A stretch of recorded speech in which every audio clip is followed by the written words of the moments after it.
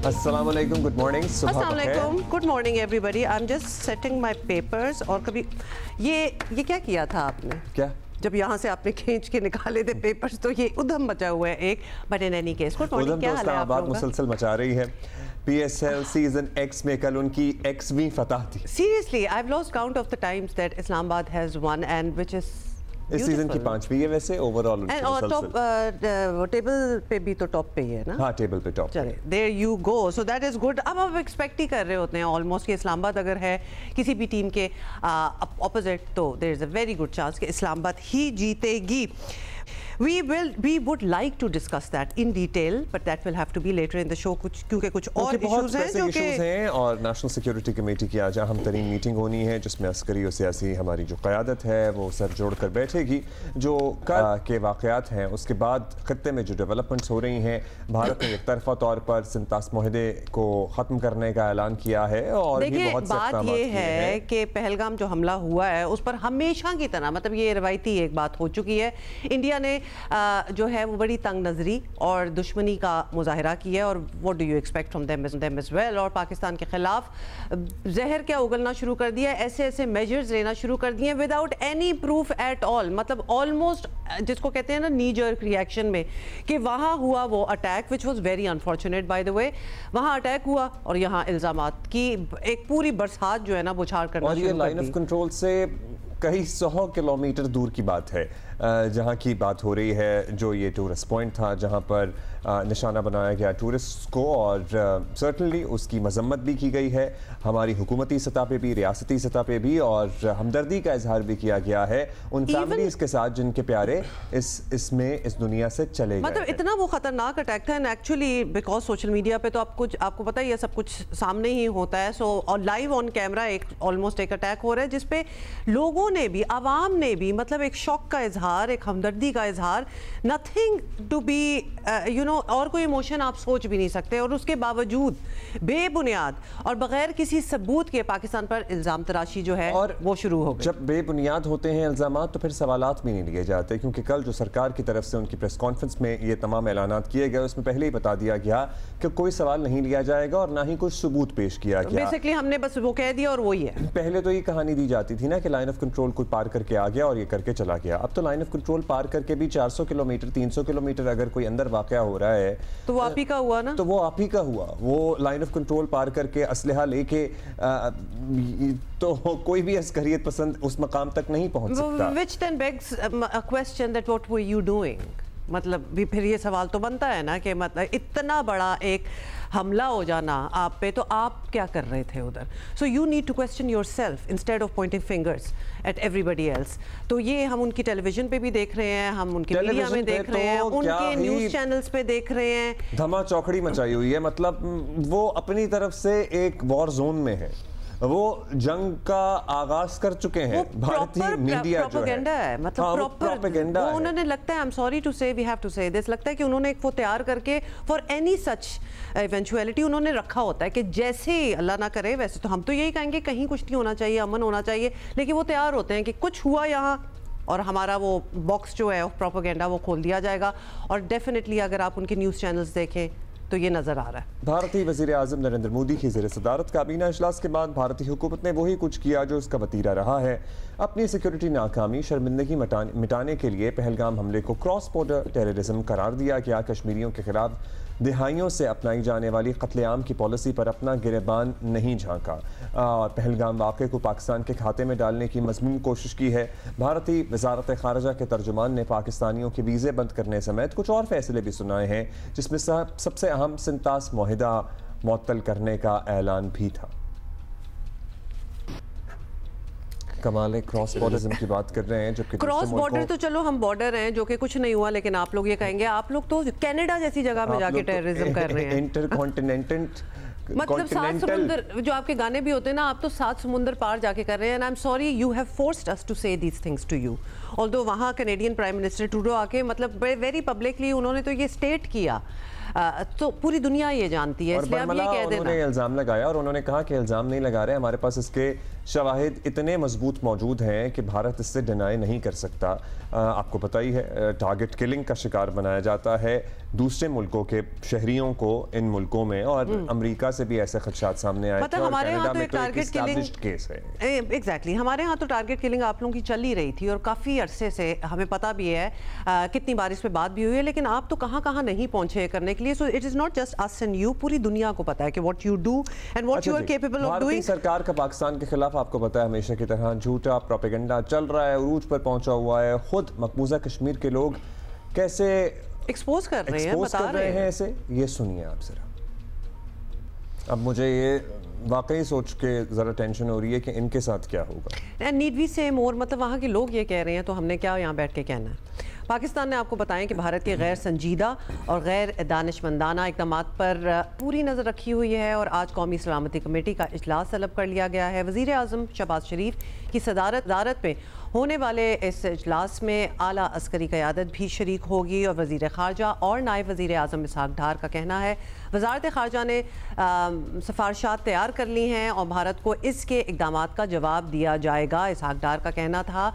कि the resistance front तंजीम ने हमले की जिम्मेदारी कबूल की है और इससे हमारा एक्चुअली बेसिकली कोई ताल्लुक नहीं है। पाकिस्तान पर इल्ज़ामात लगाने के बजाय भारत के पास अगर कोई सबूत है तो वो शेयर करें हम। नहीं, वो पहले कभी किया जो अब करेंगे, वो नहीं होना। ये जितनी उन्होंने चीजें आज अनाउंस की हैं, सबसे पहले तो मैं समझता हूँ कि गैर मुनासिब है कि वो जो टेररिज्म का वाक़या हुआ है उसकी कोई एविडेंस, कोई शवाहिद उन्होंने नहीं दिए, तो उसका जो गुस्सा है वो इस तरह निकालना मुनासिब नहीं है। हमारी नेशनल सिक्योरिटी कमेटी का इजलास तलब कर लिया गया है। इंडस वाटर ट्रीटी जो है ये काफ़ी देर से हमारा आपस में मसाइल चल रहे हैं, वर्ल्ड बैंक भी इन्वॉल्व है, तुर्की हर चीज़ का जवाब दिया जाएगा, उससे कम नहीं होगा। ये शायद एक पॉलिटिकल मूव है उनकी तरफ से। अगर उनके पास कोई एविडेंस है, कोई सबूत है, तो वो उनको चाहिए कि वो दे, हम उसको अप्रिशिएट करेंगे। दुनिया देखे उस सबूत को। मीडिया के मुताबिक इसको जो ओन किया है, जो दी रेजिस्टेंस जो है, जो उनकी फोर्स है जी, रॉयटर्स के मुताबिक कश्मीर रेजिस्टेंस ने किया जी जी TRF। तो बात यह है कि अगर उन्होंने किया तो हमारा कोई लेना देना नहीं है। ब्लेम गेम जो है माजी की तरह पाकिस्तान की तरफ धकेलने की कोशिश की, ये बहुत ही यानी नॉन सीरियस, गैर संजीदा अप्रोच है। ये सब कुछ तो आपने सुन लिया और साथ ही आपको बता दें कि वज़ीर दिफा ख्वाजा आसिफ का कहना है कि हम सूरत हाल को डिफ्यूज़ करना चाहते हैं, लेकिन भारतीय जारियत का जवाब ज़रूर देंगे जैसे अभिनंदन के वक्त दिया था। कंसिडर्ड रिस्पॉन्स होना चाहिए हमारी तरफ से, starting from Indus water treaty. कल सिक्योरिटी कमेटी में जो है वो डिस्कस होंगे और उसका रिस्पॉन्स जो है एक जामे किस्म का रिस्पॉन्स जो है हुकूमत की तरफ से आएगा। हम उनके लिए एक कंटीजेंसी प्लान जो है वो डेफिनेटली रखते हैं। अभिनंदन के वक्त जो है रिस्पॉन्स दिया था, हम दोबारा भी उस किस्म का रिस्पॉन्स देने की पोजीशन में, अल्लाह के फजल से, उसकी मेहरबानी से, ऊपर वाले की जो है जो ऑलमाइटी है उसकी मेहरबानी से हम बिल्कुल 100% इस पोजीशन में है। हम चाहते हैं कि जिस सिचुएशन जो है डिफ्यूज हो। देखें, दहशतगर्दी जो है कहीं भी हो रही हो, चाहे वो हिंदुस्तान में हो रही हो, कहीं भी हो रहा हो, वो बिल्कुल पुरजोर मजम्मत के काबिल है। खित्ते की बदलती सूरत हाल पर पाकिस्तान पूरी तरह चौकन्ना है। उम्मीद यही है कि भारत 2019 जैसी बेवकूफ़ी नहीं करेगा। वैसे भी अभी नंदन को फैंटास्टिक टी का जायका है, होप नहीं भूला होगा अब तक, वी होप नहीं भूला होगा किसी को भी। और उन्होंने जाके किस्से भी सुनाए होंगे कि किस तरह उनकी मेहमान नवाजी की गई। हम अच्छे मेहमान नवाज लोग हैं, वो तो सब जानते ही हैं। ये भी साथ कहना बड़ा ज़रूरी है जो कि इस वक्त हो रहा है। डॉक्टर मलिहा लोधी साहिबा हमारे साथ हैं, सीनियर सफारतकार हैं। डॉक्टर साहबा, पहलगाम में टूरिस्ट पर हमला हुआ, इंडिया में कुछ भी सामने आने से पहले पाकिस्तान का नाम जो है वो लिया जाने लगा, जो कि ऑब्वियसली हम एक्सपेक्ट भी करते हैं कि ऐसा ही होता है हमेशा। फौरी तौर पर हुकूमत ने कुछ पाबंदियां और इक़दामात भी उठा लिए, हमारे इख्तलाफात अपनी जगह, लेकिन इस सब के बावजूद ऐसे इल्ज़ाम तराशी और ऐसा रिएक्शन, इससे इंडिया क्या हासिल करना चाहता है? ये कोई नई चीज़ तो नहीं है। जब भी इस तरह का कोई इंसिडेंट होता है तो भारत का रवैया यही होता है कि बग़ैर कोई इन्वेस्टिगेशन, बग़ैर कोई तफ्तीश, वो पहले ही पाकिस्तान पे सारा मलबा गिराते हैं और यही कहते हैं कि जी वहीं से हुआ होगा। तो इस दफ़ा भी जो अफसोसनाक वाक़या हुआ, जिसकी वाकई मज़म्मत करनी चाहिए, बिकॉज़ इनोसेंट सिविलियंस टारगेट हुए थे, और पाकिस्तान ने बल्कि ताज़ियत का पैगाम भी भेजा, और हमारे डिफेंस मिनिस्टर ने ये भी वजाहत दी कि पाकिस्तान का कोई ताल्लुक़ नहीं था इस इंसिडेंट के साथ। इसके बावजूद भारत की हुकूमत ने जो इक़दाम लिए हैं वो अफसोसनाक है। मैं समझती हूँ उससे ताल्लुकात तो खैर वैसे ही एक फ्रोज़न स्टेट में हैं, लेकिन इससे मज़ीद तनाव बढ़ेगा भारत और पाकिस्तान के दरमियान। और अभी भी स्पेकुलेशन चल रही है कि क्या इसके अलावा जो सफारती कदम लिए हैं उन्होंने, और इंडस वाटर ट्रीटी को जो उन्होंने सस्पेंड किया है, उस पर मैं अभी आती हूँ, क्या इसके अलावा भी कोई भारत एक्शन लेने को जा रहा है या नहीं, इस पे स्पेकुलेशन अभी तक चल रही है।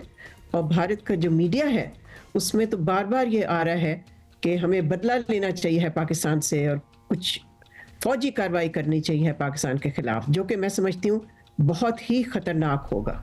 अच्छा डॉक्टर साहब, पाकिस्तान इस रवैये को संजीदा लेना ले, जिस तरह की धमकियाँ आ रही हैं उन्हें तो सीरियस लेना ही पड़ेगा। तो क्या आलमी हालात, भारत की अपनी पोजीशन, वहाँ की अंदरूनी सियासत किसी एडवेंचर की मुतहम्मिल हो सकती है? मैं समझती हूँ हमें पहले तो ये देखना चाहिए कि जो इंडस वाटर ट्रीटी है जो 1960 से बरकरार है, जिसके तहत जो इंडस वाटर के मुख्तलिफ रिवर्स हैं वो शेयर होते हैं, वो पानी शेयर होता है दोनों मुल्कों के दरमियान, वो यानी कि 1960 से वो बरकरार रहा। अब आके भारत ने कहा कि जी हम सस्पेंड कर रहे हैं। देखें, इस ट्रीटी में कोई क्लॉज नहीं है जिसको कहते हैं एग्जिट क्लॉज। इस ट्रीटी को एक तरफा कोई एब्रोगेट नहीं कर सकता और कोई सस्पेंड भी नहीं कर सकता, लेकिन भारत ने किया, और इसके मैं समझती हूँ नतायज बहुत ही ख़तरनाक हो सकते हैं। तो ज़रूरत इस बात की है कि किसी तरह से जो तनाव है, टेंशन्स हैं, उनमें कमी लाई जाए। मैं तो काफ़ी अरसे से ये कहती आ रही हूँ कि एक बैक चैनल होना चाहिए, एक एक्टिव बैक चैनल होना चाहिए दोनों मुल्कों के दरमियान, ताकि अगर कोई क्राइसिस होती है जिस किस्म की लगता है कि अब हो रही है, होनी शुरू हुई है भारत के रवैये की वजह से, तो उस बैक चैनल से फिर कम से कम बातचीत के ज़रिए सफारती लेवल पे कम से कम ऐसी चीज़ें ना हों जैसे कि भारत ने जिस तरह के कदम लिए हैं। बिल्कुल आप सही कह रही हैं डॉक्टर मलिहा। ये भी बताइएगा कि पाकिस्तान जो है वो इंडियन प्रोपेगेंडा का जवाब तो ऑब्वियसली दे ही रहा है, लेकिन इंडिया की पाकिस्तान में शरंगेज़ी के सबूत, जासूसों की गिरफ्तारियों के बावजूद हम दुनिया को कायल नहीं कर सके कि असल रोग स्टेट जो है वो इंडिया है। तो क्या ये हमारी डिप्लोमेसी की नाकामी नहीं है, या आलमी ताकतें जो हैं कॉम्प्रोमाइज्ड हैं? हाँ बिल्कुल, इस बात पे देखिए, ये बहुत ही एक कॉम्प्लेक्स सिचुएशन है दोनों मुल्कों के दरमियान। मेरी नज़र में तो दो जौहरी न्यूक्लियर पावर्स जो हैं, जो हमसाए हैं, उनको अपने जो ताल्लुकात हैं उनको स्टेबलाइज करना चाहिए।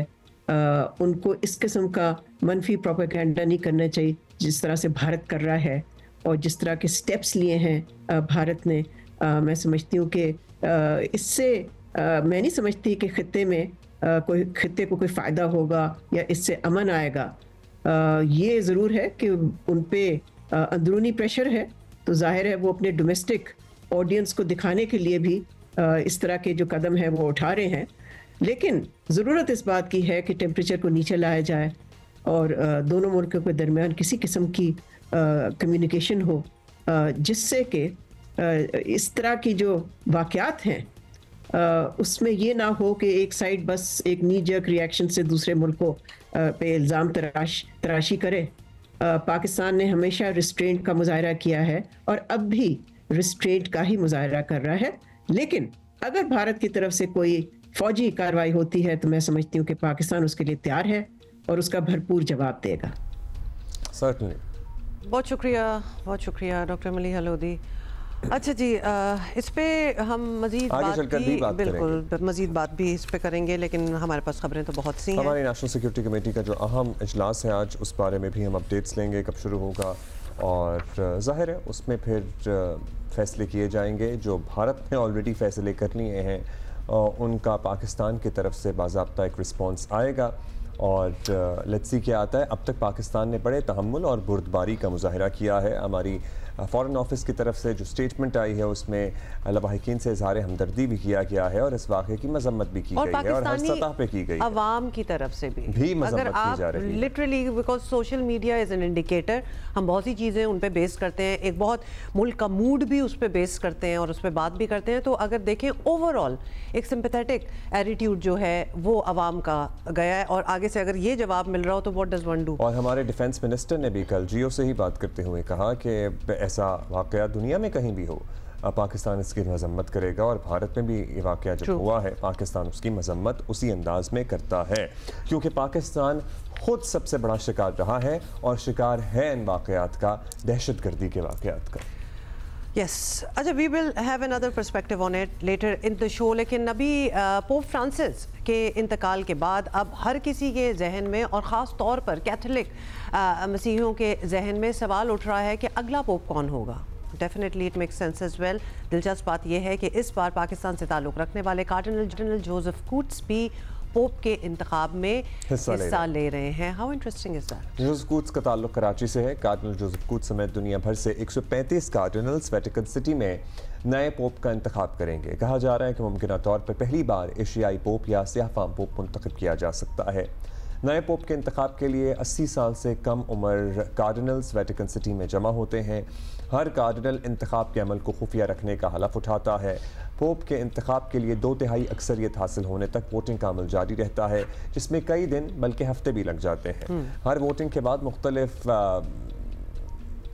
टीम्स की मदद से सेंट पीटर स्क्वायर की चिमनी से धुआं खारिज किया जाता है और धुएं का रंग इस बात का तयन करता है कि क्या डिसीजन हो गई है या नहीं हुई या नहीं हुई। ये सारा अमल जो है इट कैन टेक डेज। काला धुआं इस बात की अलामत होता है एक्चुअली कि पोप का इंतखाब होता नहीं हो सका, जबकि सफ़ेद धुआं अगर चिमनी से बाहर आ जाए तो ये इस बात का इशारा होता है कि हाँ जी नाउ वी हैव अ अच्छा ये बड़ा ही इंटरेस्टिंग प्रोसेस है ना। Can I invite you all to watch this series called the conclave. Netflix पे है the conflict. I don't know आपने देखी है कि नहीं, लेकिन बहुत ही इंटरेस्टिंग तरीका है और उसमें बड़ी अच्छी तरह आपको समझ भी आ जाएगी कि how this whole process takes place. हम जरा बात करेंगे कार्डिनल जोसेफ कूट्स हमारे साथ हैं। इनका हम बहुत शुक्रिया सर। कार्डिनल साहब पहले तो आपसे हम यही जानना चाहेंगे कि आपसे पोप फ्रांसिस की शख्सियत पे हम बात करेंगे। एक बड़ा तासुर आम है कि वो बड़े वोकल थे और उनकी शख्सियत आलमी सतह पे हर मज़हब और हर तबके के लोगों को अट्रैक्ट करती थी और बड़े हसास मामलात पर भी जैसे कि फ़लस्तीन का मामला हो वो खुलकर बात करते थे। प्लीज़ आप उनकी शख्सियत पर रोशनी डालिएगा। सबसे पहले तो पोप फ्रांसिस के बारे में आप याद रखें कि जिस वक्त वो पोप बने 2013 में, वो 66 साल, उनकी उम्र 66 साल हो चुकी थी। वो बिल्कुल जवान नहीं था, बुज़ुर्ग थे और अभी 88 साल की उम्र में वो उन्होंने वफ़ात पाई है। तो वो उसी वक्त छोटे बच्चों के लिए भी वो उसको बहुत प्यार करते थे कि उनको ऐसे जैसे कि जिनको दादा समझते थे, लेकिन उसकी तबीयत ऐसी थी, ऐसे मतलब रोशनी निकलती थी कि हर किस्म के लोग के साथ के लेवल तक वो आ जाते थे। छोटे बच्चे को उठा भी लेना कभी और वो खुश होते थे। कुछ बच्चे जो है ना जो बुज़ुर्गों से बड़ों से कतरा जाते हैं, हर किस्म के लोग के साथ उनको मालूम था मैं किस तरीके से बात करूं।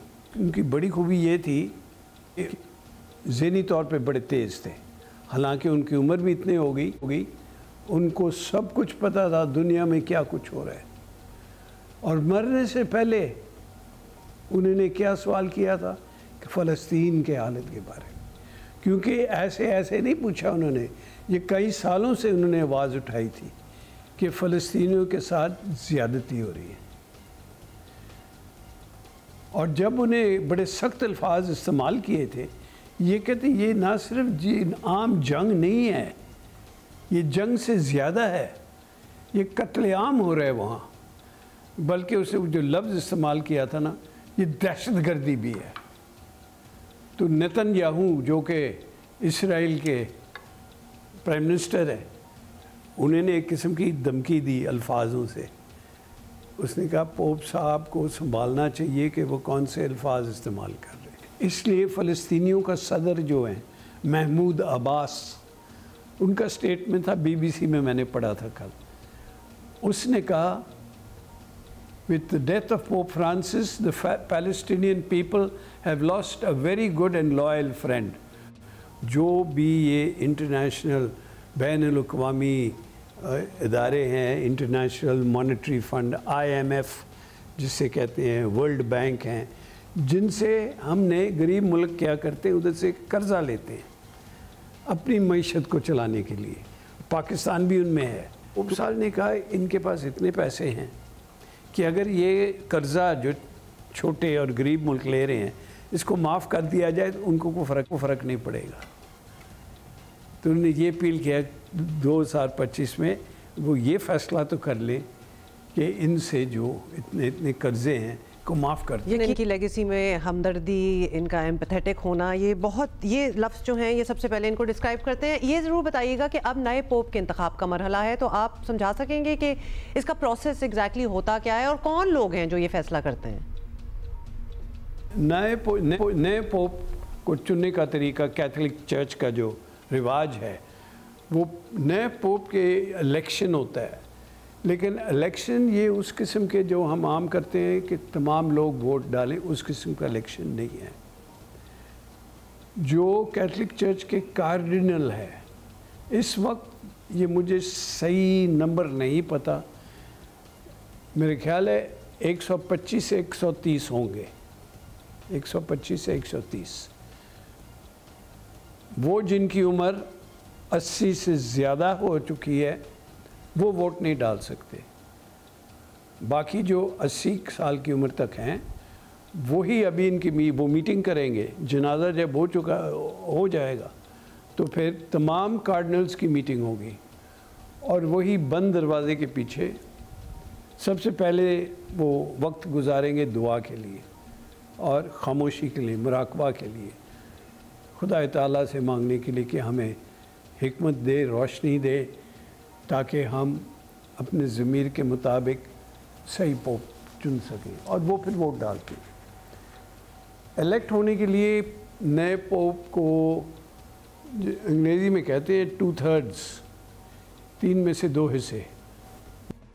करो अगर 120 कार्डिनल है, 120 का अगर हम 3 हिस्से बनाए 40-40-40 हो जाएगा। मतलब है 120 में से 80 वोट होना चाहिए नया पोप को चुनने के लिए। तो इसमें कभी कभी अक्सर ऐसे ही होता है, एक ही राउंड में नहीं होता है, या 2-3 दफ़ा करना पड़ता है ताकि उनका नंबर जो है ना वो 2/3 तक पहुंच जाए, फिर नया प्रोसेस से बहुत शुक्रिया। आप भी हैं जो इस वोटिंग में हिस्सा लेंगे, बहुत शुक्रिया। 135 कार्डिनल्स हैं जो वेटिकन सिटी में नए पोप का इंतखाब करेंगे। कार्डिनल कूट्स भी उनमें शामिल होंगे। हमने बात करनी है about our Pakistani students studying in the US और क्या हालात हैं, क्या हो रहा है अमेरिका में। दीगर गैर मुल्कियों की तरह बहुत सारे पाकिस्तानी तालिब इल्मों का मुस्तकबिल भी ख़तरे में पड़ा हुआ है और डेफिनेटली बड़ी टेंशन है amongst the students and the parents as well. अमरीकी यूनिवर्सिटियों में तालीम हासिल करना गैर मुल्की तलबा के लिए मुश्किल से मुश्किल होता जा रहा है। अमरीकी यूनिवर्सिटीज़ में पाकिस्तानियों समेत दर्जनों बैनुल-अक़वामी तलबा के वीज़े अचानक मनसूख कर दिए गए हैं और ये बड़ी चीज़ वायरल भी हुई है, पता भी चल रहा है। इनफैक्ट आप सुन भी रहे हैं, समबडी और द अदर उनके साथ ये हो रहा है। अमरीकी मीडिया के मुताबिक ट्रंप के इख्तियार संभालने के बाद दर्जनों ऐसे तलबा हैं जिनके वीज़े मनसूख किए जा चुके हैं। हार्वर्ड, स्टैनफोर्ड और दीगर यूनिवर्सिटी ऑफ मिशिगन जैसी बड़ी यूनिवर्सिटियों ने तलबा के दाखिले भी, एडमिशन्स भी मनसूख किए हैं। मगर कहते हैं ना, सितारों से आगे जहां और भी हैं। माहिरीन तालीम के मुताबिक पाकिस्तानी तलबा को मायूस होने की ज़रूरत नहीं है। आला तालीम के लिए सिर्फ अमरीका ही वाहिद ऑप्शन नहीं है। सो हम और क्या ऑप्शंस हैं उस पर भी बात करेंगे, लेकिन सर्टनली जो बच्चे ऑलरेडी वहाँ मौजूद हैं उनके लिए मुश्किलात हैं और ये ऐसे ही मौजूद नहीं होते। हर कोई स्कॉलरशिप पे नहीं पढ़ रहा होता, जिंदगी भर की वालिदैन जमा पूंजी लगा के बच्चों को बैरून मुल्क तालीम के लिए बच्चों की एक एस्पिरेशन होती है and they work hard towards it, और जब आपकी एक्सेप्टेंस हो भी जाए और ना जा सके, that is definitely very very disappointing. लेकिन और एवेन्यूज पे भी हम बात करें। हाउएवर हमारे साथ सैयद आबिदी साहब ने हमें ज्वाइन किया है, सीनियर करियर काउंसलर हैं, हमारे शो का हिस्सा हैं, और अब्दुल्ला शाहिद सयाल तालिब इल्म है, हार्वर्ड यूनिवर्सिटी में पढ़ते हैं और बॉस्टन से हमें ज्वाइन कर रहे हैं।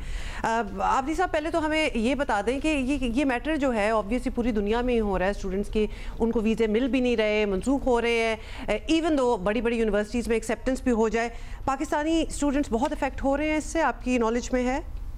जी, मेरा ख्याल है न सिर्फ पाकिस्तानी, उनका जो भी एक पॉलिसी है स्टूडेंट्स के ऊपर, इंटरनेशनल स्टूडेंट्स के ऊपर, उसको देखना पड़ेगा कि वो लोग अब कहाँ इसको ले जाके, नेचुरली इट्स नॉट समथिंग के जिसको यहाँ पर ख़त्म कर दिया जाए। I think there will be a lot of discussions on that between the universities, people who invite those students. देखिए, ये खाली कोई एक रेवेन्यू वो नहीं है कि ये स्टूडेंट्स बाहर जाते हैं। It's cultural change, it's change of knowledge. Look at the intellect and the education that we take, education traveling across borders. ये एक इसके बगैर अब दुनिया नहीं चलती. It's not only one country, it's all over, and I think there should be a resolve. जिस तरह आप देख रहे हैं कि इतना ज़्यादा ये बढ़ता जा रहा है और इन्फॉर्मेशन आती जा रही है, मेरा ख्याल somewhere somebody is going to take it up और होपफुली ये रिजॉल्व होना चाहिए। चलिए, जब तक होगा लेकिन ये सारी बात आपने बिल्कुल ठीक कही। This is what made America what America is, और ये बात अमरीकियों को बड़े अच्छे से पता है कि उन्होंने पूरी दुनिया के लोगों को अकोमोडेट किया और उन्होंने किस तरह उनकी मईशत की तरक्की में अमरीका को अमरीका बनाने में किरदार अदा किया। हम अब्दुल्ला शाहिद सयाल से जानते हैं। अब्दुल्ला, आप तो वहाँ स्टूडेंट हैं, हमें ज़रा सेंस दीजिए कि क्या हो रहा है इस वक्त। स्टूडेंट्स परेशान हैं, इज़ देयर अ कन्फ्यूजन, या फिर सब कुछ नॉर्मल है, मीडिया पे ज़्यादा खबरें हैं? पाकिस्तानी स्टूडेंट्स की क्या सूरत हाल है? दीगर जो फॉरेनर स्टूडेंट्स हैं उनका क्या स्टेटस है? हाँ जी, सबसे पहले बहुत शुक्रिया मुझे बुलाने के लिए। यहाँ पे स्पेशली हार्वर्ड जो सिचुएशन है काफ़ी बुरी है कंपेयर टू बाकी जो सारे कैंपसेस हैं, क्योंकि सबसे लेटली ट्रम्प ने डायरेक्टली अटैक किया है और एक सेपरेट लेटर आया था हमारी एडमिनिस्ट्रेशन को जिसमें ने कहा था कि अगर आप जो फ़लस्तीन के हक़ में जितने भी मुजाहरे हुए थे पिछले साल, अगर उनके नाम आपने हमें ना दिए तो हम सारों का जो स्टेटस है वो रिवोक कर देंगे। तो उस सिलसिले के अंदर यहाँ पे काफ़ी कैंपस में काफ़ी एहतजाज हुए, पूरे कैम्ब्रिज का सिटी जो बॉस्टन का शहर था उसमें काफ़ी एहतजाज हुआ है, और मैं यहाँ पे स्टूडेंट बॉडी प्रेसिडेंट पूरे कैंपस का भी, तो उस सिलसिले में मुझे जहाँ भी एहतजाज हुए तो मुझे बुलाया गया था। और इस सिचुएशन में ऑब्वियसली काफ़ी मुश्किल था हर बंदे के लिए, काफ़ी इंटरनेशनल तरीके के लिए बोलना, और आई थिंक उस वैक्यूम के अंदर काफ़ी ज़रूरी था कि ज़्यादा से ज़्यादातर लोग बोलें, जो काफ़ी काम थे। तो मैं था और एक स्वीडिश इंटरनेशनल था जो सीनियर था, मैंने और इसने काफ़ी हद तक चार्ज लीड किया था इस सारे जो एहतजाज और मुजाहरे होते थे कैंपस के अंदर, लेकिन उसकी वजह से काफ़ी अच्छा हमें रिस्पॉन्स मिला फ्रॉम एडमिनिस्ट्रेशन। मैं अभी काफ़ी डीन से मिला जो एडमिनिस्ट्रेशन से भी काफ़ी क्लोजली इन टच हूँ, तो उन्होंने काफ़ी मेरे लॉयर्स के साथ मदद कर रहे हैं, और उसके साथ साथ हमें ये भी एश्योरिटी है कि अगर एनीथिंग गोज साउथ तो the university will have our back.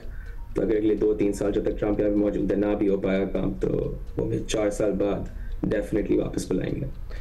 But that's again यहाँ तक बात यानी कि आ गई है। ये आपने इंटरेस्टिंग पॉइंट रेज किया है अब्दुल्ला, ये दोबारा से जरा रिपीट करें कि यूनिवर्सिटी का स्टांस क्या है, यानी वो आप लोगों के साथ हैं? हाँ जी जी, दोबारा से बताइएगा ये। तो एट द मोमेंट जो यूनिवर्सिटी हमने अगर मैं आपको बाद में रिकॉर्डिंग्स भेजूंगा जो हमारे एहतजाज के अंदर से थी, लेकिन उसमें जो मेन हमारे जो पॉइंट्स थे वो यही थे कि ट्रम्प की सारे डिमांड्स को हमने अनइक्विवोकली रिजेक्ट करना है, क्योंकि अगर हम अभी if we start to give in once तो हमें बार बार उसकी बात माननी पड़ेगी, बिकॉज ये सारी जो सारा कुछ चाहता है it's way beyond just international students. वो तो it's a major attack on higher education in general, जिसकी वजह से अमेरिका के इंस्टीट्यूट्स कहते हैं, वो तो उनके फंडामेंटल्स को अटैक कर रहे हैं। वो कह रहे हैं कि आप एडमिशन पॉलिसी चेंज करें, आप ये चेंज करें, कहते हैं इंटरनेशनल को लेके आता है, ये चेंज करेंगे जो कोर्सेज पढ़ाए जा रहे हैं। तो ये कहानी मुझसे मेरे आसपास जो लोग हैं उनसे बहुत बड़ी है, तो हम तो उसका बस एक छोटा सा हिस्सा है।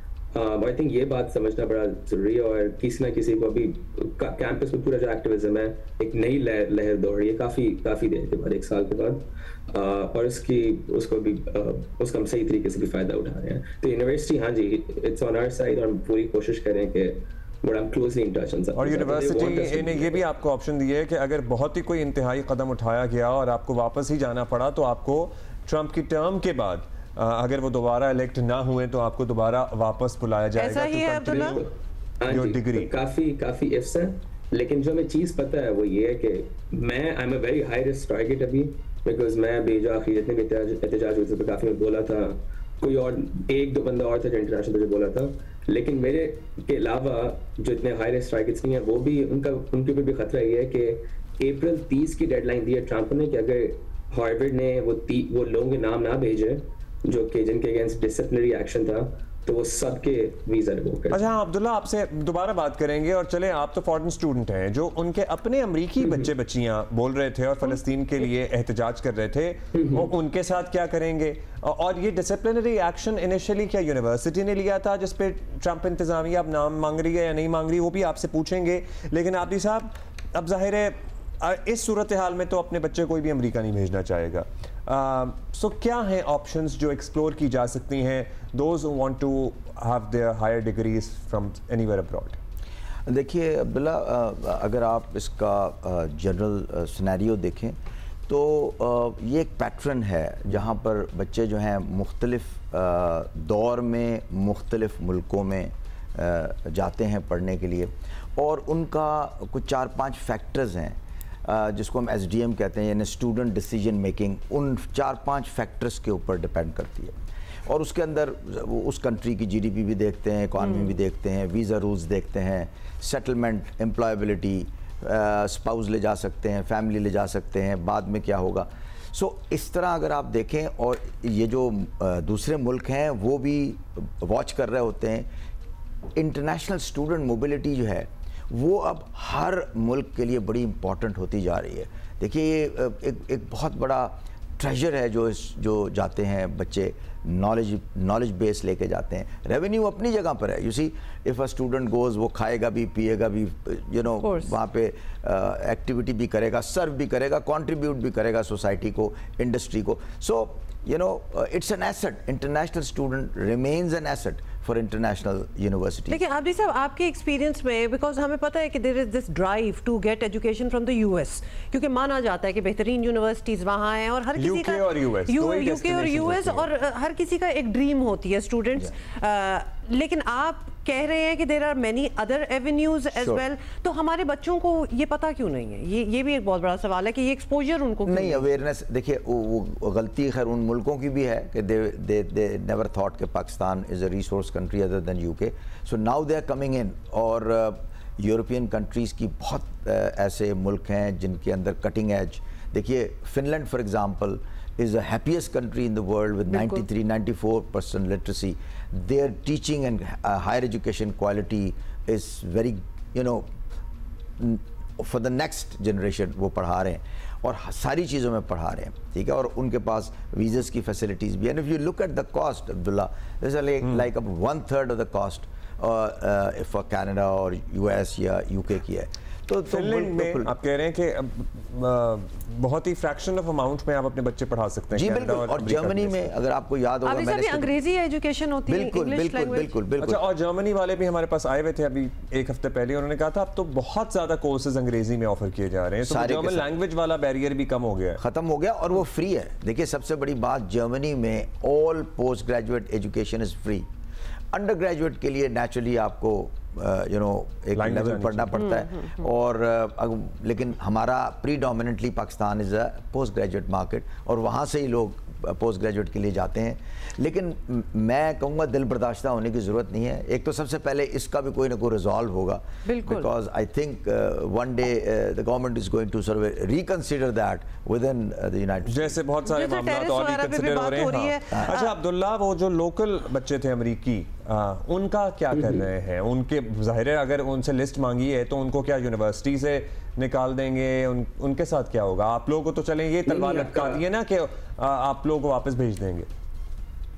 ये आपका बड़ा अच्छा सवाल है और वही तो वजह है कि यहाँ पे इंटरनेशनल्स का भी एक sort of second class citizen के तौर पे ट्रीट किया जा रहा है। तो उनको नहीं फर्क पड़ता कि डोमेस्टिक स्टूडेंट्स ने क्या किया। ट्रंप एडमिनिस्ट्रेशन को यकीन है कि जो भी मेजर्स डोमेस्टिक स्टूडेंट्स के खिलाफ लिए गए थे, वो जो सारे एहतजाज थे, दे वर जस्टिफाई। उनके नाम नहीं चाहिए, उनको सिर्फ उनके नाम चाहिए जो कि F1 वीज़ा होता है जो उनके ऊपर है, जो F1 आपका स्टूडेंट वीज़ा होता है उसके ऊपर है, जिसकी वजह से ये जो अभी मेरे साथ तस्वीरें देख रहे थे, जो रैलीज वगैरह थी, जिसकी वजह से काफ़ी लोग काफ़ी गुस्सा है।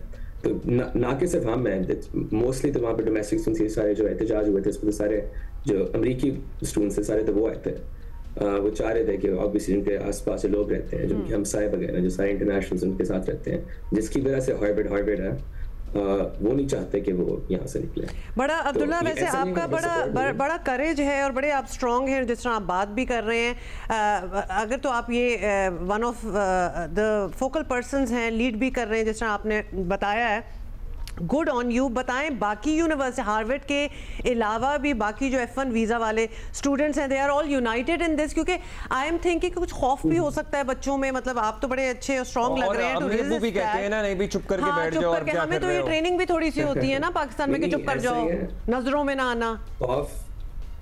खौफ बहुत है। मैं आपको थोड़ा नंबर्स बताता हूँ। हार्वर्ड के अंदर ना अभी जो अंडर ग्रेजुएट बॉडी है उसमें तकरीबन 800 इंटरनेशनल्स हैं।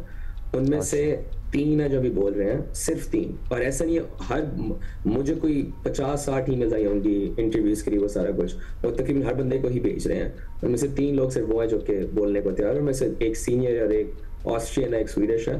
तो ये लेवल है खौफ का यहाँ पे, क्योंकि बंदा बोलने को तैयार नहीं है। जो बाकी यूनिवर्सिटीज आसपास, अभी उन पे ट्रंप ने उस तरह का चार्ज लिया नहीं जिस तरह हार्वर्ड पे लिया, क्योंकि उनके पहले $2.2 बिलियन की फंडिंग कट की थी, ऊपर से $1 बिलियन बाद में और कट किया।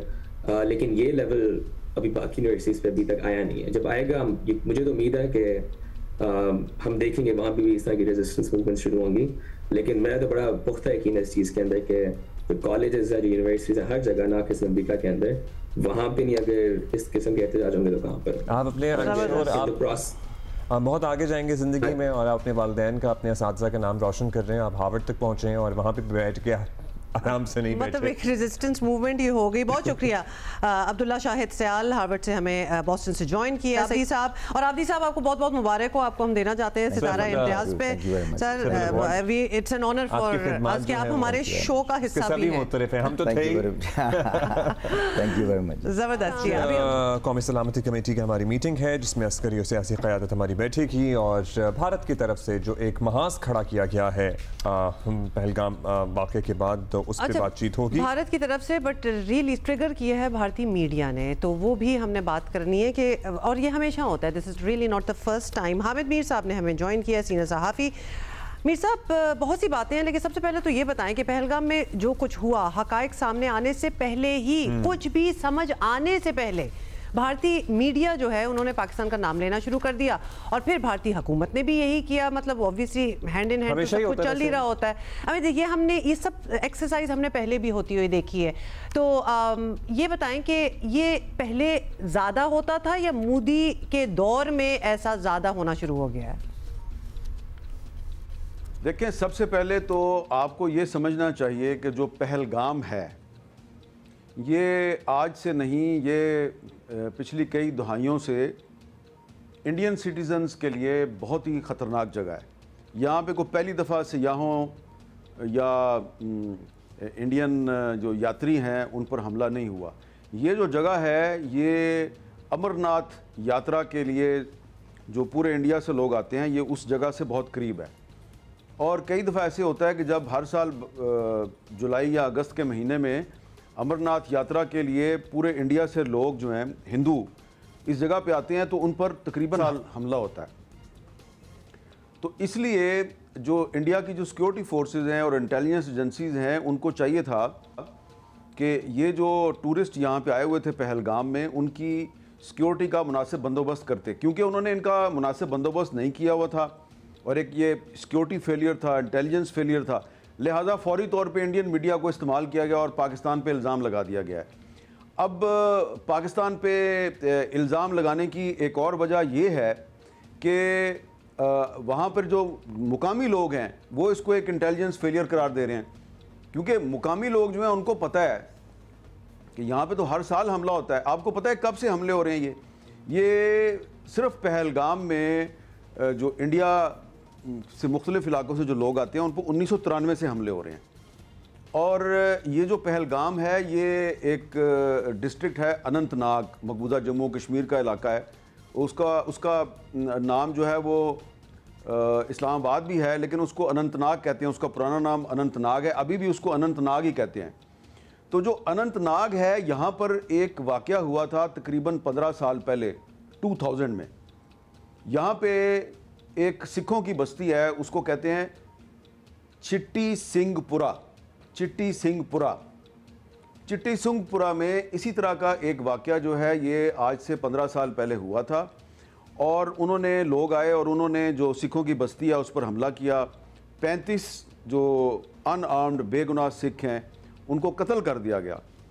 तो वो जो मजलूम सिख थे, विक्टिम्स, उन्होंने इल्ज़ाम लगाया था कि जो हमलावर थे वो साउथ इंडियन ज़ुबान बोल रहे थे, वो भारत माता की जय हो के नारे लगा रहे थे और उन्होंने हम पर फायरिंग की।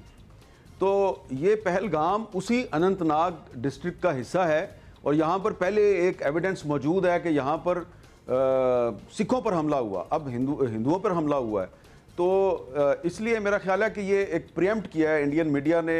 यकीनन इसके पीछे इंडियन गवर्नमेंट भी होगी और पाकिस्तान पे इल्ज़ाम लगा के तो जो अपना इंटेलिजेंस फेलियर है उसको छुपाने की कोशिश की गई है। सर्टनली अपना इंटेलिजेंस फेलियर है जिसमें पर्दा डालने के लिए किया जा रहा है। लेकिन मीर साहब, अब इस सारे में इस पर्दा डालने की कोशिश में धमकियां भी आ रही हैं और शायद हमें संजीदा लेना भी पड़ेगा, क्योंकि 2019 में आपको याद है 2 दरख्त मुतासिर हुए थे, एक कब्वा हलाक हुआ था और वो हमने सब देखा हुआ है। वो ड्रामा कह लें या जो भी कह लें।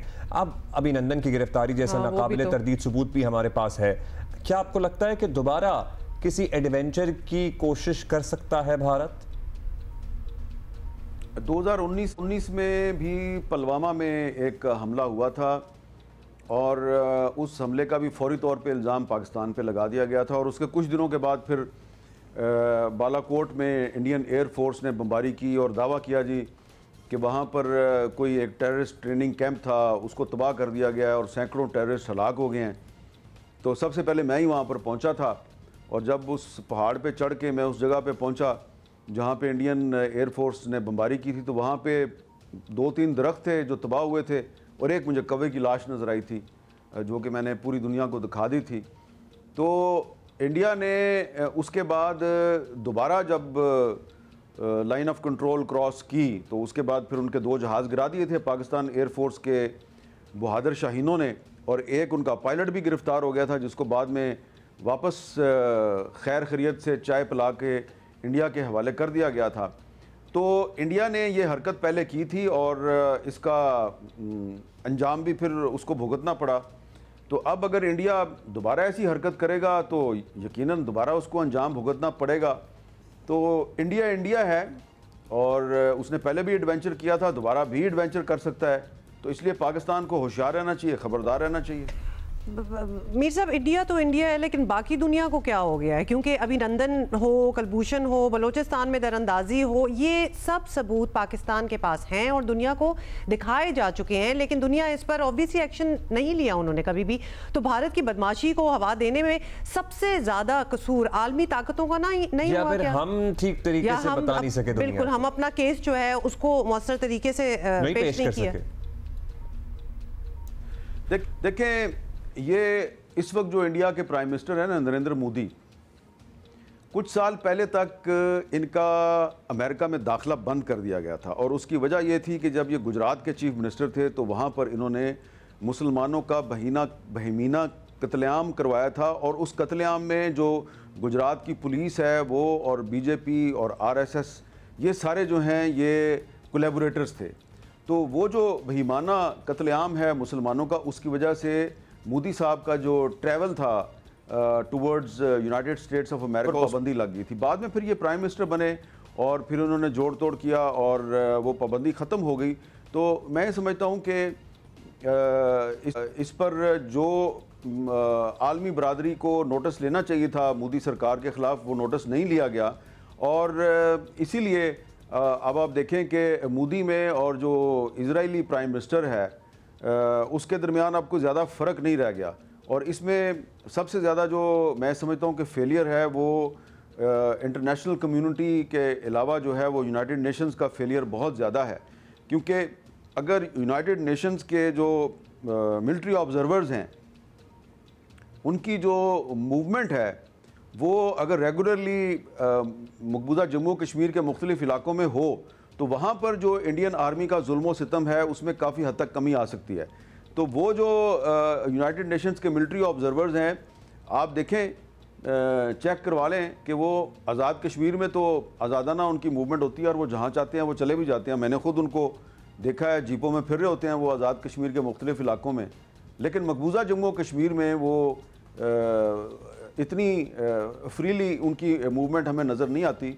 और मैं समझता हूँ कि बुनियादी तौर पे ये यूनाइटेड नेशंस की फेलियर है कि जिसकी जो सिक्योरिटी काउंसिल की रेजोल्यूशंस हैं कश्मीर पे ना तो उन पे अमल दरामद हो रहा है और ना ही यूनाइटेड नेशंस जो है वो भारतीय वज़ीर आज़म नरेंद्र मोदी जिनको के गुजरात में मुसलमानों के कत्लेआम की वजह से दौरे जदीद का हिटलर कहा जाता है, उनके खिलाफ भी कोई कार्रवाई नहीं हुई। मीर साहब बहुत बहुत शुक्रिया। एक पर्सपेक्टिव भी आपने सामने रखा और बात बिल्कुल ऐसी ही है कि जब यहाँ कोई एडवेंचरिज्म कोई एक्टिविटी जिस तरह ये एक हुआ है attack which is very unfortunate, लेकिन ये फिर बात होती है दोनों मुल्कों तक ही बात रह जाती है, बाकी दुनिया इस पर ख़ास अटेंशन नहीं देती और फिर इंडिया जो करता है वो करता है। अभी आप देख ही लें कि 3-4 अब अभी तो ये मामला मतलब हुआ ही है तो उन्होंने एक पूरी प्लान डिवाइस कर लिया था कि what we are going to do about it, जिसमें इंडस वाटर ट्रीटी जो है उसको भी इन्होंने बेसिकली और उनके मीडिया को तो कर दिया। मतलब आप इमेजिन नहीं कर सकते, वो मुख्तलिफ तरीके बता रहे थे कौन कौन से इलाके पाकिस्तान के टारगेट करने हैं, through air force, through navy, through army, वो सब एक प्लान डिवाइस हो चुका था। अगर उनके न्यूज़ चैनल्स पे चल रहा था, उनके न्यूज़ चैनल्स पे ये भी चल रहा है कि ये जो हुआ है वाकया ये किस तरह हुआ, उन्होंने उसकी मूवी एक बना ली है कि वो किस तरह हुआ और अब आगे क्या होना चाहिए उसकी भी they have it all settled in their head. तो रियलिटी क्या है, क्या होना चाहिए, उस पर इन्वेस्टिगेशन होनी चाहिए। हम नहीं इंटरेस्टेड, अगर आप उनकी न्यूज़ चैनल्स देख लें, they are not bothered, they don't want to know because they have decided कि ऐसा ही हुआ है। अच्छा जी, अभी आगे बढ़ेंगे और पाकिस्तान क्रिकेट टीम के अबूरी कोच आकिब जावेद का तजर्बा भी निपटाने का वक्त आ गया है और पीसीबी ने मुस्तकिल हेड कोच के लिए कोशिशें तेज़ कर दी हैं। बाज़ाब्ता इश्तिहार जारी कर दिया गया है। ऐसी बातें भी हो रही हैं कि आकिब जावेद खुद भी मुस्तकिल हेड कोच का ओहदा संभालने में ज़्यादा इंटरेस्टेड नहीं है। आकिब जावेद का तजर्बा मिला जुला रहा है, इब्तिदा में कुछ फतूहात मिली लेकिन फिर होम ग्राउंड पर ट्राई सीरीज हारे। पूरी एक लिस्ट है इसकी हम बात कर लेते हैं। चैंपियंस ट्रॉफी के पहले राउंड से बाहर हो गए, बिल्कुल पहले राउंड से बाहर हो गए। फिर दौरा न्यूजीलैंड कैसे हम भूल सकते हैं, 7 मैचेस के टूर में कौमी टीम ने 1 मैच जीता।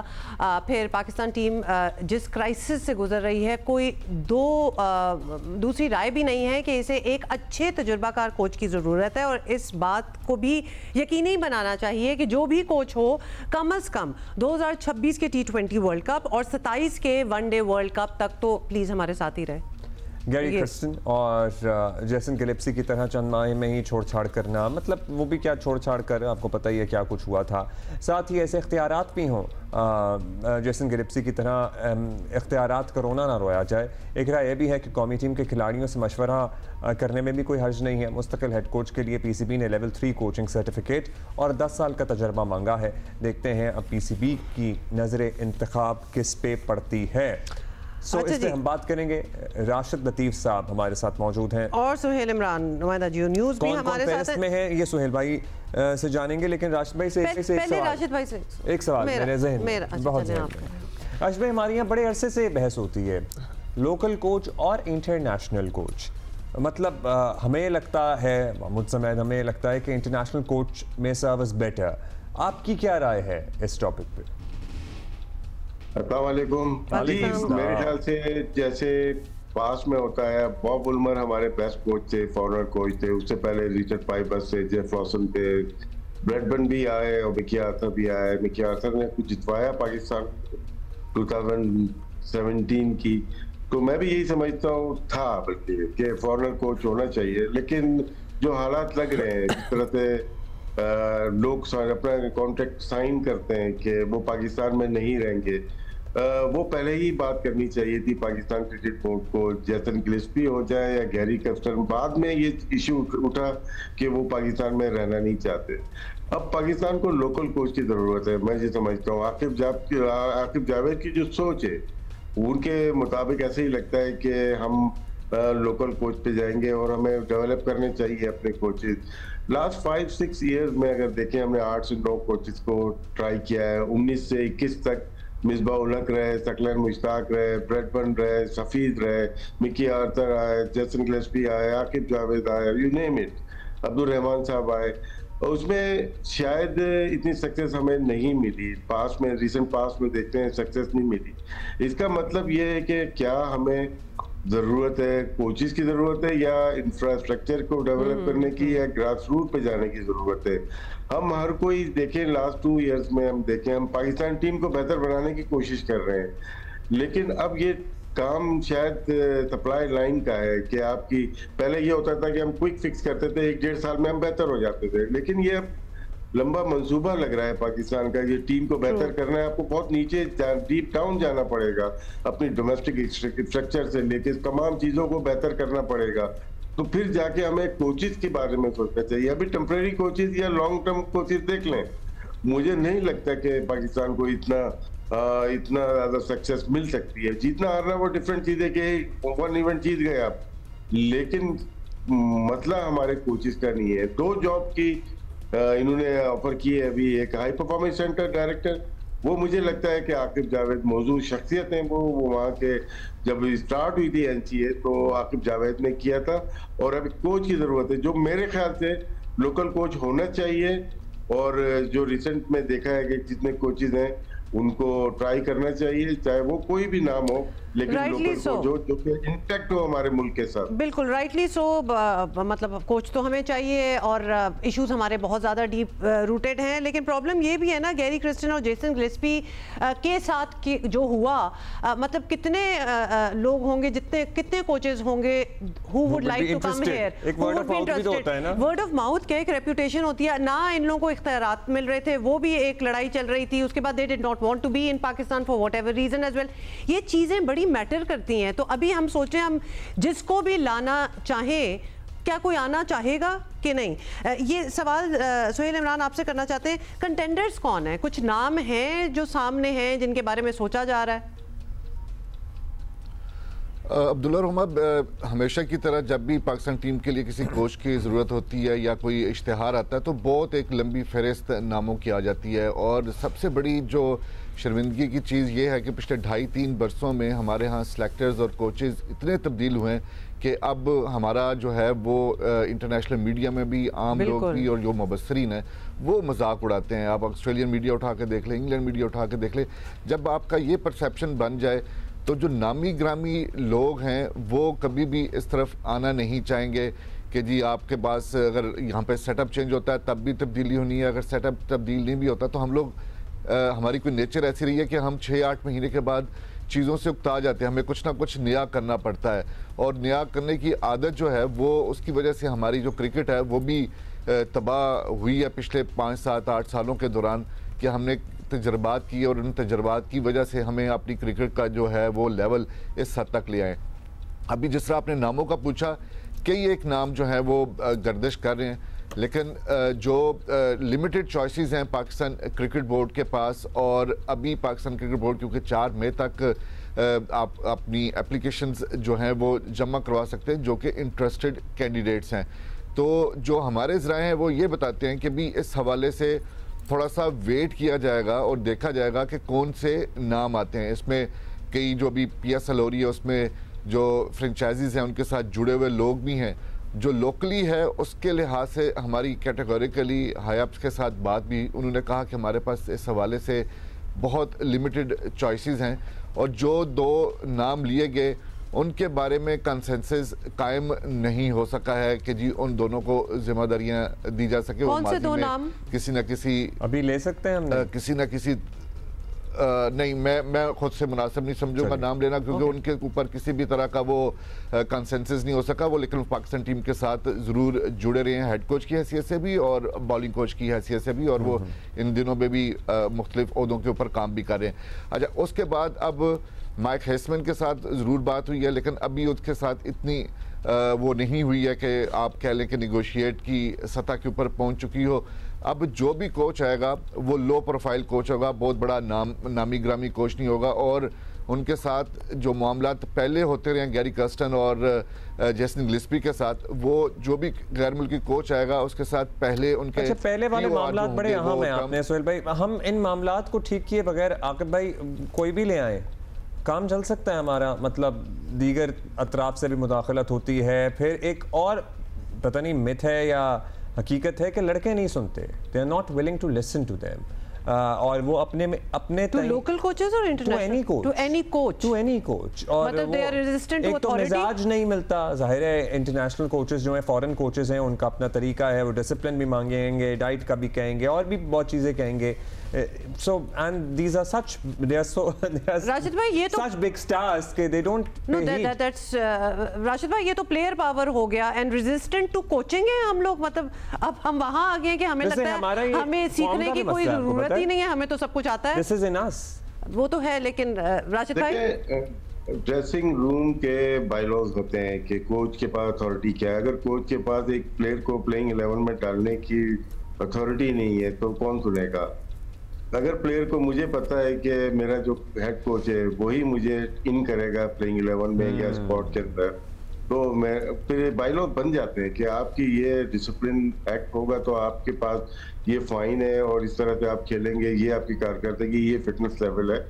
ये हेड कोच ही करता है। हेड कोच क्यों होता है? हेड कोच के नीचे सब लोग आ जाते हैं, bowling coach, batting coach, fielding coach, physiotherapist, trainer, सब। तो वो असिस्ट करता है। इवन आपकी सिलेक्शन कमेटी भी राय आपके हेड कोच और कैप्टन से ही लेती है।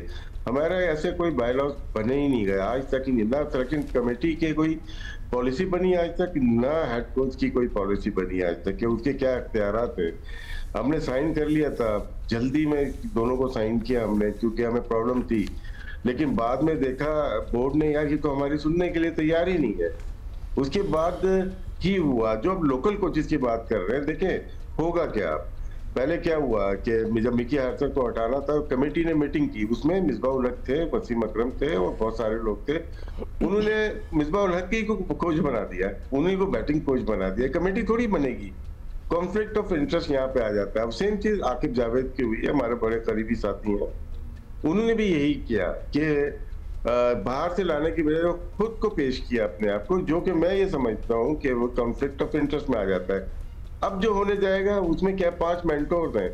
सोहेल भाई ने नाम नहीं लिए, मैं नाम ले लेता हूँ। बिल्कुल वकार यूनुस से 4 दफा कोच बने, 2010 से 11 तक, फिर 12 से 13 तक, फिर मिसबाह उल हक के अंडर बॉलिंग कोच। बड़ा कंट्रोवर्शियल जमाना भी रहा है जी, अभी भी कंट्रोवर्शियल हमारा हमेशा से रहेगा। इसमें क्या है कि जब ये बैठेंगे तो मेंटोर्स भी बैठेंगे साथ में, सकलन मुश्ताक हैं, कैंडिडेट बन सकते हैं। फिर कोच क्या करेगा?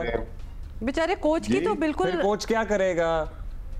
नहीं, अभी मैं ये बता रहा हूँ, जो सोहेल भाई ने कहा कि उन पे बात बनी नहीं, इसलिए नहीं बनी कि कंट्रोवर्शियल थे। लेकिन जब मेंटोर हैं ये इस वक्त कंट्रोवर्शियल नहीं है क्या? वो टीवी पे भी बैठ रहे हैं, वो कमेंट्री भी कर रहे हैं, वो सारी चीजें, लेकिन कोच के लिए वो एलिजिबल नहीं है। इसका मतलब है कॉन्फ्लिक्ट ऑफ इंटरेस्ट है और ट्रस्ट नहीं है उनके ऊपर, तो मेंटोर कैसे बन गए ये लोग? तो ये बहुत बड़े क्वेश्चन मार्क है, क्वेश्चन है जिसका जवाब खुद पाकिस्तान क्रिकेट बोर्ड अगर राशिद भाई क्या कोच के पास कोई से नहीं होती? वैसे चले पाकिस्तान टीम छोड़ दें, अदर बाकी टीमों को आप देखें, ऑस्ट्रेलिया, इंग्लैंड, इंडिया वगैरह, कोच हैज अ से in who plays in the playing 11। Obviously उसी ने तो कोच किया होता है, उसको पता होता है। कोच के अलावा कुछ भी नहीं हिलता है। दूसरी दुनिया में दूसरी जगह एक टेक्निकल कमेटी होती है, किसी को बड़े प्लेयर को ड्रॉप करने के लिए टेक्निकल रीजन दिया जाता है। जेसन लैंगर एग्री नहीं कर रहा था जब वो वर्ल्ड कप 22 जीता, एग्री नहीं किया उसने कॉन्ट्रैक्ट, और उसने साइन नहीं किया फाइनेंशियल उसके ऊपर। फिर मैकडोनाल्ड आया, तो उन्होंने किस तरह से लेके चल रहे हैं अभी भी, पूरी प्लेइंग 11 हो या आपके पास सेंट्रल कॉन्ट्रैक्ट का, सारी चीजें उनके हाथ में। हमारा central contract director international cricket देखता है, हेड कोच की सही नहीं है, ना कैप्टन की है। वो तो हमें लिस्ट मिल जाती है, 49 प्लेयर्स सिलेक्ट हुए हैं 1 अक्टूबर 2024 से लेके आज तक। 49 जिसमें 45 ने पार्टिसिपेट किया है। सेंट्रल कॉन्ट्रैक्ट के जो 25 प्लेयर उनके अलावा 24 प्लेयर और सिलेक्ट हुए हैं। तो आप अंदाजा लगा सकते हैं कि कोच इसमें 8 तो कोचेज आ गए। और अभी रिसेंट में देखें तो हमें अपने आप को बोर्ड के लिहाज से हमें अपने आप को ठीक करना पड़ेगा।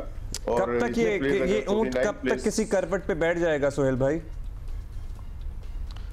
मतलब थोड़ी सी मैं ये बात करना चाहूँगा कि अगर आप किसी भी कोच के साथ अगर आप गैर मुल्की कोच को भी लेके आ रहे हैं तो बजाय इसके कि जैसा राशिद भाई ने पॉइंट आउट किया कि पिछले साल जब इन दोनों को लाया गया था तो थोड़ा सा जल्दी में फैसला कर लिया गया था। अब मशवरा ये इनको देना चाहिए कि जब आप किसी को भी हायर करने की कोशिश करें आप उसके साथ पहले बैठें, 2, 4, 5 मीटिंग्स करें। उसके तहत जो तमाम लोगों के कोच का, हेड कोच का, उसके साथ जो दूसरे लोग हैं, कप्तान, सिलेक्शन कमेटी, इन तमाम का एक तरीकाकार तय हो, कोई दूसरे के मामलात में दखल अंदाजी ना करे। लेकिन यहाँ पर पाकिस्तान क्रिकेट बोर्ड में जो जुड़े हुए कुछ साइंसदान ऐसे हैं वो अपनी साइंसें लड़ाना शुरू करते थे जिसकी वजह से खराबियाँ पैदा होना शुरू हो जाती हैं। तरीकाकार ये होना चाहिए, अगर आप कोई भी लेके आएँ, लो प्रोफाइल कोच लेके आएँ, उसके साथ मिल बैठें, उसके साथ टर्म्स एंड कंडीशंस तय करें कि भाई आपका ये डोमेन है, आपका ये डोमेन है, कोई किसी के अंदर दखलंदाजी नहीं करेगा। जब तक ये चीज़ें नहीं होंगी आप इसी तरह 6-8 महीने के दौरान अपने कोच से उकताहट महसूस करेंगे और उनको फारिग कर देंगे। ये ऊंट उस अभी जो है वो अगले 8-10 दिन के अंदर वाजे हो जाएगा। जिस तरह मैंने पहले कहा 4 मई तक है। अभी तो ये इंतजार किया जा रहा है कि दरख्वास्त कौन जमा करवाता है। शुक्रिया। ओके, बहुत शुक्रिया सोहेल भाई एंड राशिद भाई फॉर बीइंग विद अस। बड़े इशू, बड़ी टेंशन है। Who would want to be our coach? Speak up भाई। हमारे यंगस्टर्स जो है ना, हमारे कमाल के बच्चे हैं भाई। क्या ये मतलब ये बच्चे हैं, इतनी डेडिकेशन और इतनी मैच्योरिटी चाहिए कुछ जीतने के लिए। जैसे कि आपको पता ही है कि अंडर 23 इंटरनेशनल चैंपियनशिप हो रहा था स्क्वॉश का इन कराची, उसमें हम जीत गए। और पाकिस्तान के कमसिन स्क्वॉश खिलाड़ियों ने ऑस्ट्रेलियन जूनियर ओपन स्क्वॉश में भी अपना टैलेंट मनवा लिया है और बता दिया है कि स्क्वॉश में हमारा मुस्तकबिल माजी की तरह ही रोशन है और हमारा कोई मुकाबला भी नहीं है, टू बी वेरी ऑनेस्ट। लड़कियों की अंडर 13 और अंडर 17 में 2 बहनों महानूर और महविश अली ने मैदान तो हमारी लिया और लड़कों के अंडर 17 में आज़ान अली खान को फतेह मिली और लड़कों के अंडर 11 में अहमद अली नाज ने गोल्ड मेडल जीता और वो पेशावर से हमें ज्वाइन कर रहे हैं। अस्सलाम वालेकुम अहमद, बहुत मुबारक हो आपको। कितने हैं आप और कब से खेल रहे हैं स्क्वॉश? वालेकुम सलाम जी, मेरा नाम अहमद अली नाज है। मैं 10 साल को हूँ। मैं 4 साल से स्क्वॉश खेल रहा हूँ। 6 साल की उम्र से आप स्क्वॉश खेल रहे हैं। जल्दी से ये बता दें कि क्या आपकी इंस्पिरेशन क्या थी? मतलब बहुत से और स्पोर्ट्स हैं, फुटबॉल, क्रिकेट एंड ऑल, आपने स्क्वॉश का ही रैकेट क्यों उठाया? जी ये हमारे दादा का दोस्त था, उसका बेटा इस्माइल रऊफ वो स्क्वॉश खेलता था, तो उसने हमारे दादा को बोले कि आप भी अपने पोते को स्क्वॉश में डालो। फिर हमारे दादा ने फिर हमें स्क्वॉश में डाला। फिर उस टाइम से हाजी अब्दुल रऊफ नाम है उसका। फिर उस टाइम से हमने स्क्वॉश चालू किया। और आपके दादा या आपके वालिद साहब, कोई चचा ताया और भी कोई खेलता है स्क्वॉश? नहीं, हमारे ख़ानदान में सिर्फ एक मैं हूँ, एक मेरा छोटा भाई है, एक मेरा कज़न है और एक मेरी चाचू की बेटी है जोया। इस नस्ल से स्क्वॉश शुरू हुआ है। मतलब उससे पहले यूजुअली स्क्वॉश में हमने देखा है कि या तो वालिद खेल रहे होते हैं या दादा, मगर आप लोग अपनी जनरेशन से शुरू कर रहे हैं और माशाल्लाह शुरू करते ही रिकॉर्ड बना रहे हैं। तो 4 साल में बताइएगा अहमद अली नाज, कितनी ट्रेनिंग कर ली आपने कि आप इस तरह इंटरनेशनल मुकाबले जीत रहे हैं? जी मेरा कोच है गुलाब शेर।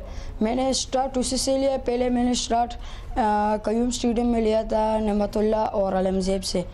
फिर वो उन लोगों को मैंने फिर PF एकेडमी को ज्वाइन की।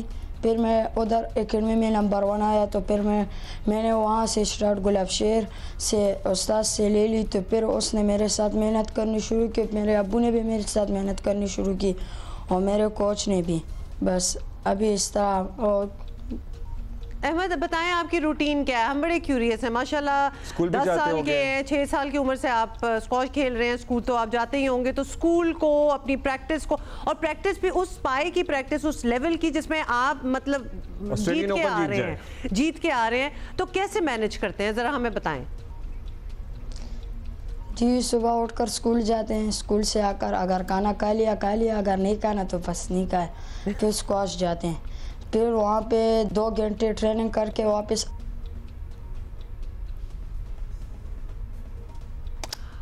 खाना भी बीच में इफ़ी था बाय द वे। अभी हम दोबारा से इनसे कनेक्ट करेंगे, लेकिन खाना स्किप भी हो सकता है, हालांकि नहीं होता होगा because you need that kind of strength and you are like growing boy. 10 साल का तो बच्चा है, लेकिन कारनामे बड़े बड़े हैं वैसे। तो we wanted to know the routine. जब हम ऐसी चीज़ें पूछते हैं ना अपने यंगस्टर से, द होल आइडिया इज कि हम आप लोगों को इंस्पायर करें भाई कि you know these are the things to do. हम ऑस्ट्रेलियन ओपन में अंडर 11 कैटेगरी में लड़कों की गोल्ड मेडल हासिल करना इज़ अ बिग थिंग, और जब वापस आया तो फिर इस्तकबाल भी अहमद अली का। और मुझे क्यों लग रहा है कि 7 दादा थे जिनके दादा की एफर्ट तो थी ना भाई, दादा ने तो ये बीज दादा ने बोया है। मतलब मुझे इतनी खूबसूरत ये बात लगती है जहाँ दादा, वालिद साहब, घर की फैमिली जो है वो बच्चों को गाइड करे। और लड़कियां भी खेल रही हैं, और लड़कियां भी खेल रही हैं, जोया भी खेल रही है इनकी फैमिली की। तो लिहाजा वो बच्चों को गाइड करें कि किधर, एक वो होता है, एक टर्म होता है आरे लगाना, वरना बच्चा है, दिमाग उसका खुला है, कहीं भी लग सकता है। तो उसको कोई ऐसी जगह लगाओ जहाँ वो माशाल्लाह तरक्की भी करे। और मैं एक बात बताऊँ आपको, वो ये गोल्ड मेडल ना भी जीतता ना, वो जो डिसिप्लिन आ जाता है जिंदगी में इस उम्र में by playing a sport, that takes you a long way in your jobs, in your relationships, मतलब anything else you do in life. तो दैट मैटर्स अ लॉट। ये हमारे सारे बच्चे हैं जी, प्यारे बच्चे हमारे जो ऑस्ट्रेलियन ओपन में धूम मचा के आए। बहनें ऑल्सो, महनूर और महविश भी इसमें हैं, और अहमद तो हैं ही हैं, हमें नजर आ रहे हैं। अजान अली खान भी हैं अंडर 17 के। सो सबको बहुत बहुत मुबारक हो। And they all one.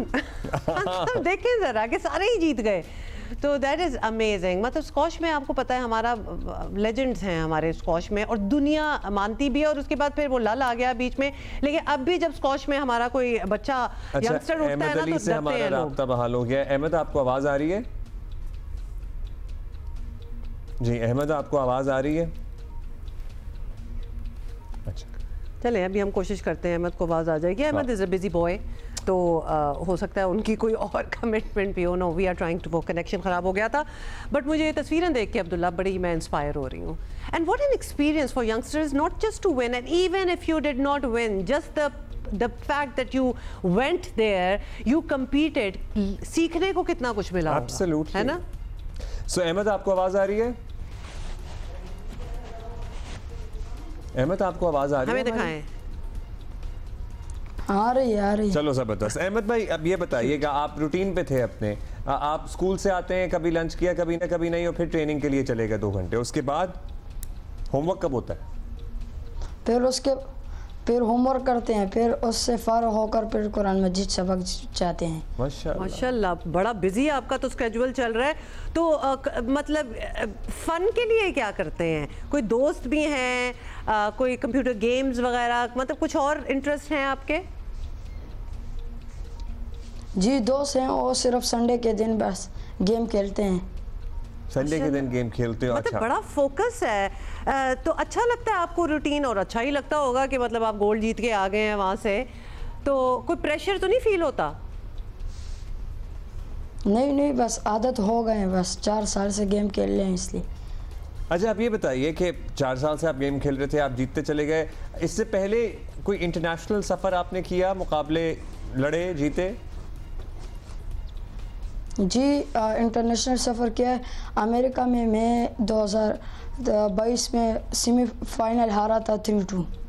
America तक आप जा चुके हैं? मतलब जब आप 7 साल के थे, 7 साल के थे बेसिकली, 8 साल के थे। हाँ जी। सो अब आगे के क्या इरादे हैं? कतर भी गया था। कतर भी गए थे माशाल्लाह। अमेरिका में भी आप सेमीफाइनल तक पहुंचे, कतर भी वहाँ पे गेम खेल के आए, ऑस्ट्रेलिया में तो जीत ही आए, गोल्ड मेडल। तो जब आप इतना फिरे हैं और अपने ही उम्र के यंगस्टर्स के साथ आप compete कर रहे थे, तो क्या लगता है उनकी ट्रेनिंग में, आपकी ट्रेनिंग में क्या आपको कोई डिफरेंस नजर आता है? हाँ आता है। जैसे आपकी बेहतर है, उनकी बेहतर है?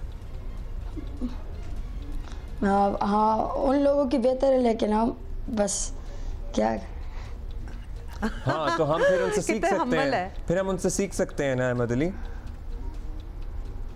वो लोग मशीन से ट्रेनिंग करते हैं, हम लोग हाथों से ट्रेनिंग। मगर फिर उसका फायदा भी होता है। अब ये बताइएगा क्या होता है वैसे, ये मैं बड़ी क्यूरियस हूँ क्योंकि मुझे वो रॉकी और वो सारी मूवीज याद आ गई हैं जहाँ ओपोनेंट की क्या ट्रेनिंग होती थी और रॉकी क्या कर रहा होता था। लेकिन अहमद आप बताएं क्या बेसिक डिफरेंस क्या है मशीनी ट्रेनिंग और आपकी ट्रेनिंग में? जी मशीन में इस तरह होता है बस आपको बस बॉल आते हैं बार बार, लेकिन इसमें इस तरह होते है को कोच आपको समझा भी सकता है, आपका हाथ भी ठीक कर सकता है, आपको इस बात भी कर सकते हैं इधर मारो उधर मारो, लेकिन मशीन में तो एक ही साइड पे बॉल ही जाती है। बिल्कुल, बड़ी आपने ज़बरदस्त किस्म की बात की है। अच्छा अब ये बताइएगा अहमद अली नाज के सारा कुछ तो माशाल्लाह आपने कर लिया। I want to know about the diet also। बच्चों को खाने पीने का शौक होता है। सबसे बड़ी परेशानी है कि आप बीच में लंच क्यों स्किप कर रहे हैं? हाँ, मुझे पहले इनको ये जवाब तसल्ली दे दें फिर हम आगे बात करते हैं। जी बस सुबह स्कूल जाते तो वहाँ नाश्ता ले जाते, फिर भूख नहीं होती। जब स्क्वाश जाते हैं तो वहाँ पे जब गेम खेलते हैं अब्बू से जो भी मांगते हैं फिर वो देते थे। हाँ अब्बू तो फिर नखरे उठाएंगे बच्चे के। ये अमेरिका जाना ऑस्ट्रेलिया जाना ये स्क्वाश फेडरेशन सारा कर रही होती है खर्चा वगैरह, या फिर स्पॉन्सर्स होते हैं आपके साथ, या आप लोग खुद ही करते हैं, आपके अब्बू ये खर्चा उठाते हैं? हाँ जी ये मेरे अब्बू खर्चा उठाते हैं, स्पॉन्सर नहीं है हमारे साथ। अच्छा ये बड़ी अहम बात है और इस पर मैं थोड़ी सी ज़्यादा आपसे बात करना चाहता हूँ कि ये ऑस्ट्रेलिया जाने का टिकट रहना ये सब आपके वालिद साहब खुद कर रहे हैं, पैसे खर्च रहे हैं? हाँ जी। और इससे पहले अमेरिका भी और इससे पहले कतर भी सब कुछ? हाँ जी हाँ जी। माशाल्लाह माशाल्लाह, तो आप ब्लेस्ड हैं कि ये कर सकते हैं, वरना हमारे कितने स्टार्स हैं, कितने बडिंग हमारे हैं बच्चे, टैलेंट है जो कि नहीं पहुंच सकते because of these very reasons. तो ये अहमद ये मैं आपको नहीं कह रही लेकिन बाकी जो सुन रहे हैं ये हमारे वो बच्चे हैं जिनको स्पॉन्सर्स इनको तो ज़रूरत नहीं है but they should get them, they deserve it. Why should they, मतलब ये इतना नाम कमा रहे हैं हमारे मुल्क के लिए, क्या हमारा ये फ्यूचर है और अल्हम्दुलिल्लाह these are are bright examples, तो इनको तो हमें सराहना चाहिए और स्पॉन्सर्स वगैरह होने चाहिए। काम है हमारे बड़े बड़े हम बड़ा कमर्शियल एस्पेक्ट है, हमारे जो बड़े ब्रांड्स हैं वो भी बस कुछ कमर्शियल चीज़ों तक ही महदूद हैं। अहमद जल्दी से आखिरी बात ये बता दें, स्कूल में तो आप हीरो होंगे, मतलब कि और कौन क्लास फेलोज चैंपियंस हैं, तो आपका स्कूल में भी शानदार इस्तकबाल और आपको मतलब समझते हैं कि हमारा चैंपियन स्टूडेंट है? जी मैं स्कूल भी हमारी एयरफोर्स है ना, तो हमारी अकेडमी भी एयरफोर्स, तो मैं स्कूल की तरफ से भी स्क्वाश में नंबर 1 हूँ, उन लोगों के लिए भी मैंने 3-4 टूर्नामेंट जीते। ये प्रिंसिपल के भी आप फेवरेट हैं, टीचर्स के भी आप, क्योंकि आप स्कूल का नाम इतना रोशन करते हैं। हाँ जी माशाअल्लाह, हाउ हम्बल, जीतते रहिए, खेलते रहिए, इसी तरह पाकिस्तान के लिए नाज है हमें आप पे अहमद अली नाज। बहुत शुक्रिया आपने हमें वक्त दिया, मतलब यू आर अ चैंपियन, हम तो आपसे वक्त ही मांगेंगे ना थोड़ा सा, हमें भी आपने दे दिया, बहुत शुक्रिया। अम्मी अब्बू को, आपके दादा को स्पेशली बहुत मुबारक हो। हाँ जबरदस्त। ओके जी, सो हमें बड़ी खुशी होती है, हमारा हाईलाइट जो होता है ना हमारी पूरी टीम का, when we have stars on our show, young champions, because we that's a ray of light, you know, हमें नजर आ रहा होता है अल्हम्दुलिल्लाह our future is secure and bright. तो और ये वो by the way these are the example, ये वो मिसालें हैं जिनको देख के एस्पायर टू बी समथिंग, कि कुछ निकले आगे जाएं, बाकी चीज़ें तो चलती रहेंगी। पहलगाम वाक़े के बाद जो सूरत हाल बनी है, जिस तरह के इक़दाम एकतरफ़ा तौर पर भारत ने लिए हैं, उस पर कौमी सलामती कमेटी का हमारा इजलास है, अहम तरीन इजलास है। इसमें क्या फ़ैसले मुतवक्के हैं, इस बारे में वक़ार सत्ती हमारे साथ ही मौजूद हैं इस्लामाबाद से हमारे पास। वक़ार बताइएगा कब इजलास शुरू हो रहा है? ज़ाहिर है हमारी अस्करी सिविल क़यादत सभी शरीक होंगे, क्या फ़ैसले हो सकते हैं आज? देखिए, जो भारत ने अपने जो वो कश्मीर में जो एक फॉल्स फ्लैग ऑपरेशन किया है, उसके बाद कौमी सलामती कमेटी का इंतहाई अहम जो इजलास है वो वज़ीर-ए-आज़म की ज़ेर सदारत अब से कुछ देर बाद वो स्टार्ट हो रहा है, जिसमें भारत की जो एकतरफा इक़दाम हैं उस पर तबादला ख्याल होगा और इजलास में आला अस्करी क़यादत, वफाकी वज़रा और कौमी सलामती कमेटी के दीगर जो अरकान वो शरीक होंगे। इसमें जो ज़राए बता रहे हैं कि वज़ारत ख़ारिजा अपनी जो सिफारिशात हैं वो पेश करेगी, जिन्हें कौमी सलामती कमेटी से वो मंजूरी अगर कोई लेंगे तो वो यहाँ से लेंगे, इसी कमेटी से लेंगे, जबकि भारतीय इक़दाम के खिलाफ मौसर रद्द-ए-अमल का खाका तैयार किया जाएगा और हाई कमीशन के बाद भारतीय हाई कमीशन के जो आला हुकाम है उनके बारे में भी ये कहा जाएगा कि जैसे उन्होंने हमारे लोगों को नापसंदीदा करार दिया, तो ये भी वो किया जा सकता है। जबकि सिंध ताश मुआहदे की मनसूखी या मुअत्तली के हवाले से मुख्तलिफ ऑप्शन जो हैं वो भी ज़ेर गौर आएंगे। जैसे अक़वाम मुत्तहिदा में अगर कोई वो रेजोल्यूशन आई जा सकती है, आलमी अदालत इंसाफ से रुजू किया जा सकता है, या जो इस मुआहदे का